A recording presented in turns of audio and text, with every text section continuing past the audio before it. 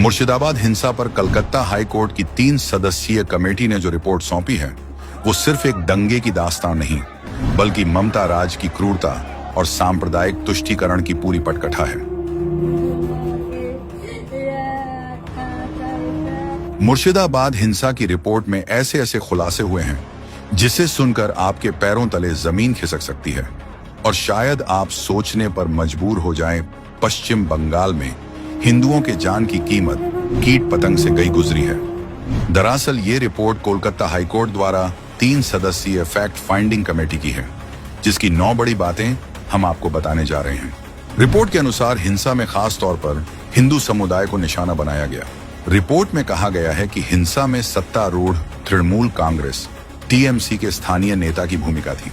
हमलों का नेतृत्व स्थानीय पार्षद महबूब आलम ने किया।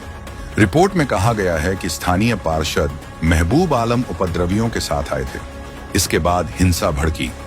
पुलिस थाने से महज 300 मीटर दूर ये नरसंहार चलता रहा, लेकिन बंगाल पुलिस और प्रशासन ने आंख मूंद ली।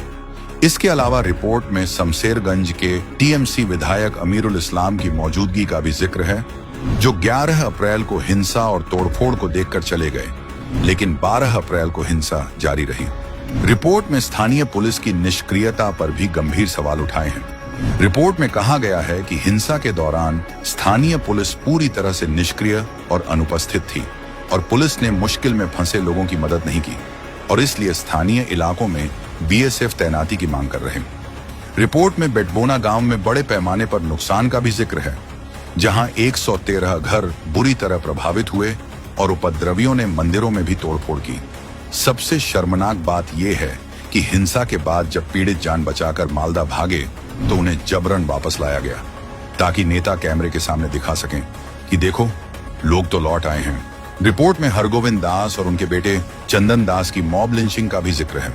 इसमें कहा गया है कि हमलावरों ने उनके घर का मेन गेट तोड़ दिया और दोनों को कुल्हाड़ी से हमला कर मार डाला। एक व्यक्ति वहां तब तक इंतजार करता रहा जब तक उनकी मौत नहीं हो गई। जब मुर्शिदाबाद में लोगों के घरों को आग के हवाले किया गया और पानी की सप्लाई काट दी, पानी की टंकी और सबमर्सिबल पंप तक तोड़ दिया ताकि पीड़ित आग बुझा भी न सके।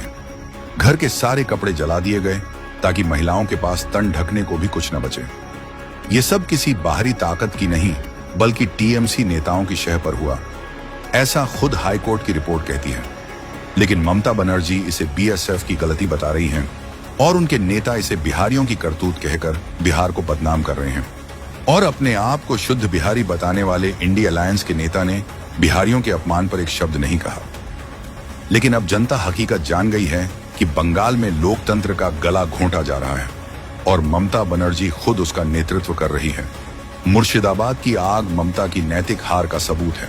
अब सवाल जनता का है, क्या वे इस चुप्पी को स्वीकार करेंगे या इस मूक तानाशाही के खिलाफ आवाज उठाएंगे? Mark yourself safe from Mahathagabandhan. Pledge now.